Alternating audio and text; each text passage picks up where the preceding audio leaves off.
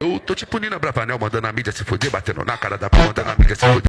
What is your opinion regarding cleanliness around Sohn Hostel? Okay, to be honest, the cleaning condition of the hostel is quite good right now. There are cleaning staffs all around the hostel who make sure that all the floors, all the fields are cleaned on a regular basis. Along with that, we could also say that the municipality vehicle come here on a regular basis to collect the garbage from here, and above it, there are pest control services that are provided to the hostel on a weekly basis. Yeah. So I Have you noticed any cleanliness issue in Sohn Hostel? If yes, please specify it. ये ऐसा है कि सोन hostel का cleanliness और maintenance जो है staff की तरफ से और स्टूडेंट्स की तरफ से भी काफ़ी अच्छा किया जा रहा है, परंतु आसपास के रहने वाले जो लोग हैं, जैसे कि ये इस बिल्डिंग के पीछे रहने वाली जो सोसाइटी है, उस वहाँ के लोगों में जागरूकता की कमी होने के कारण और कचरा उठाव में इरेगुलरिटी होने के कारण वो कचरा का अंबार बन चुका है और उससे डेंगू मलेरिया जैसे बीमारियों के फैलने की संभावना बढ़ चुकी है. The overall cleanliness in Sohn Hostel satisfactory? Give answer in yes or no. I think yes, the cleanliness is satisfactory. Okay, then second question is, are the washrooms cleaned regularly? Yes, yes. Answer the questions in yes and no format. Okay.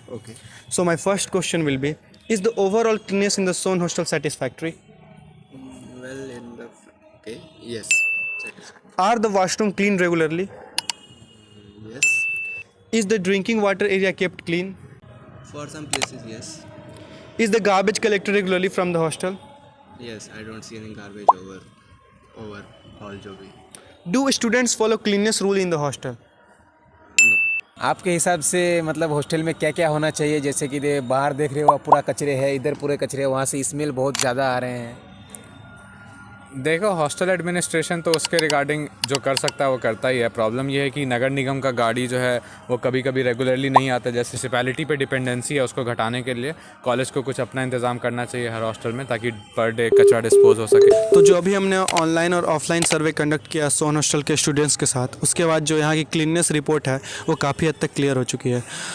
जैसे कि जो हमें college administration सुविधाएं provide कर रही है उसका utilisation भी हम सही ढंग से नहीं कर पा रहे हैं. हाल ही में एक डस्टबिन को जलाने का इंसिडेंट सामने आया है. और एक और इम्पॉर्टेंट बात यह है कि जो हमारे हॉस्टल के पीछे का कंपाउंड है उसमें जो पीछे के जो लोग रहते हैं वो काफ़ी कूड़ा फेंकते हैं, अपने रोज़ दिन का कूड़ा उसी कंपाउंड में फेंक देते हैं, जिससे बहुत ज़्यादा बदबू होता है और डेंगू मलेरिया फैलने के हाई चांसेस रहते हैं. इसको भी रोकने का कोशिश होना चाहिए.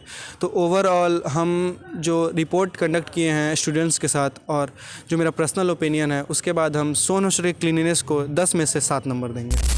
Thank you.